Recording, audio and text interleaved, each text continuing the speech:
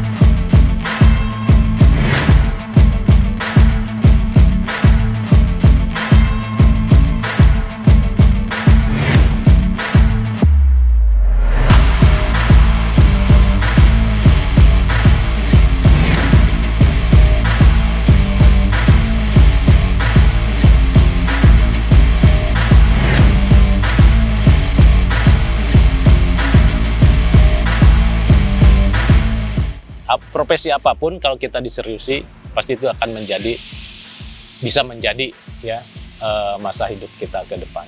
Tapi kalau profesi kita tidak diseriusi itu akan menjadi kita tidak akan bisa menghidupi gitu.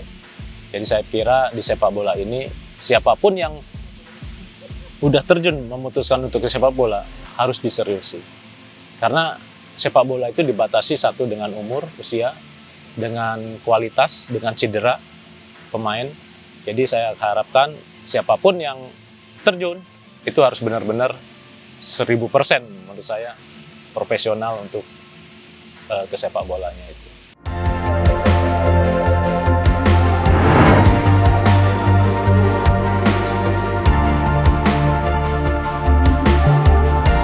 Ya awalnya memang ada permintaan dari beberapa orang tua ya, komunitas lah di Gresik ya. Ayo coach mendirikan sekolah bola. Oke. Terus ada sponsor juga, oke, mendirikan dari tahun 2011 ya saya mendirikan. Terus seleksi kita pemain, ada beberapa pemain seleksi mencapai hampir 150 pemain.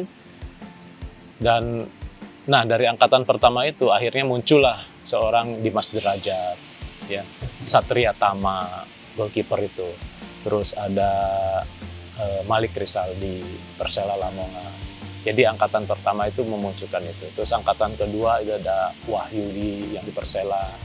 Terus ada Nugroho di pemain gelandang. Jadi saya tidak hanya sebagai pelatih, tidak hanya sebagai pemain, tapi saya berusaha untuk menjembatani bakat-bakat pemain itu supaya menjadi pemain-pemain yang profesional.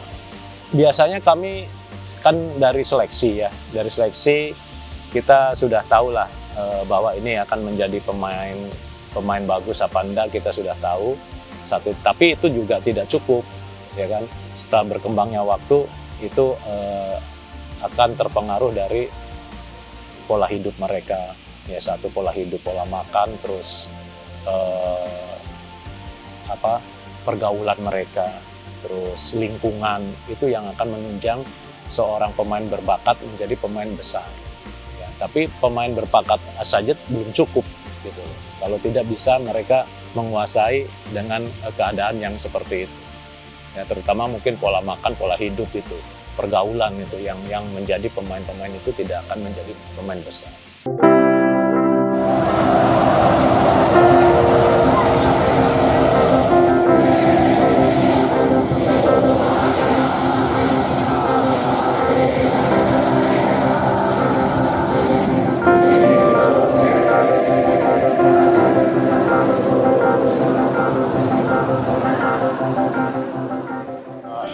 Ya, waktu kecil dulu memang lapangan di kampung ya.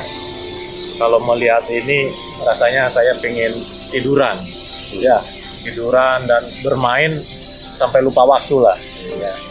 Kalau dulu di kampung saya waktu kecil jelek pun itu udah merupakan tempat yang luar biasa bagi saya.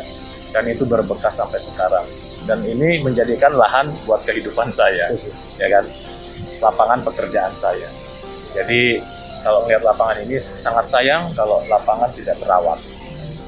Dulu pernah cedera luka pada saat kecil, lapangan apa ya yang pernah, saya dulu pernah bocor di kepala gara-gara main bola. Ya kalau saya sih kecil mungkin hanya lecet-lecet ya, karena lapangan tidak ada rumputnya gitu ya.